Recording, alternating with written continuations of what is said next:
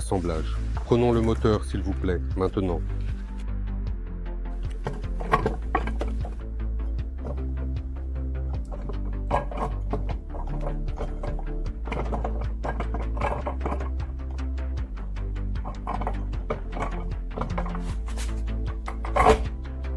Voilà, le moteur est en place.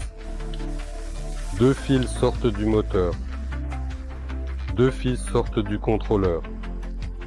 Nous reconnectons les prises. Nous avons cette prise électrique spécifique qui doit être branchée ici, à cet endroit précis. Cette prise particulière doit être insérée ici, exactement à cet endroit. Voilà.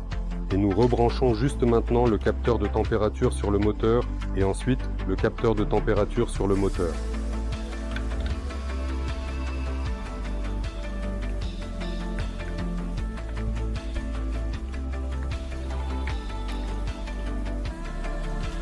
Après avoir installé le moteur, nous connectons correctement les fils.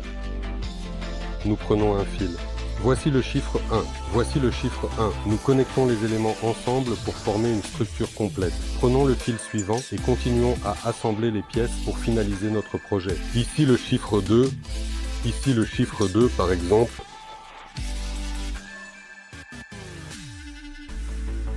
Prenons le fil suivant. Ici 0.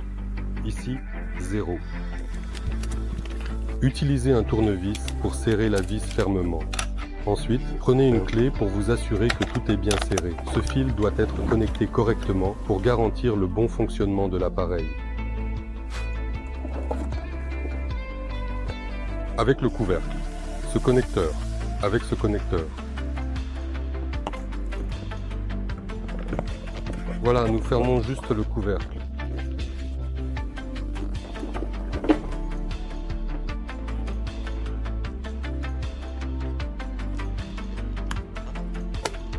Le moteur est assemblé et il est maintenant complètement prêt à l'emploi.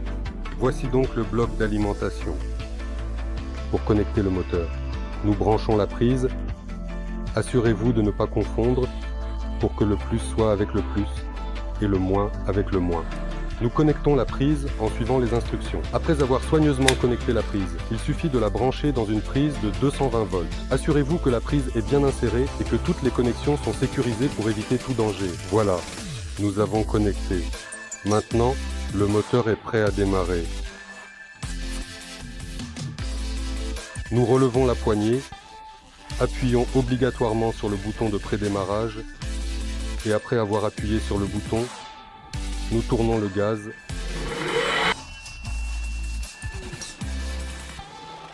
Comment déconnectons-nous le moteur? Nous ne le déconnectons pas tant qu'il n'est pas débranché de la prise. Nous débranchons de la prise de manière sécurisée. Puis nous déconnectons le connecteur.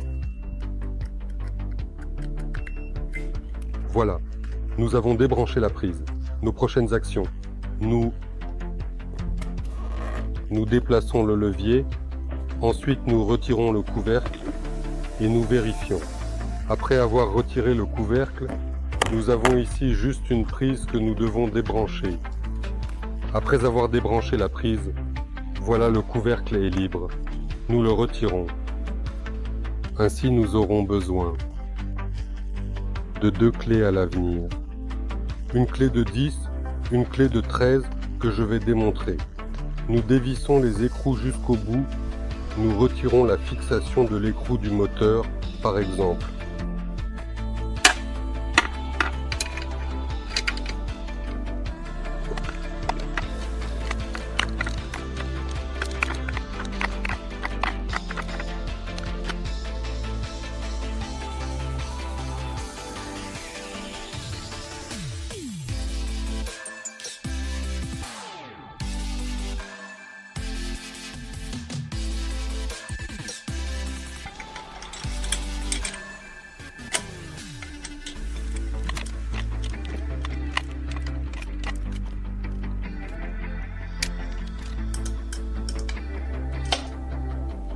On a dévissé un écrou, 2 écrous.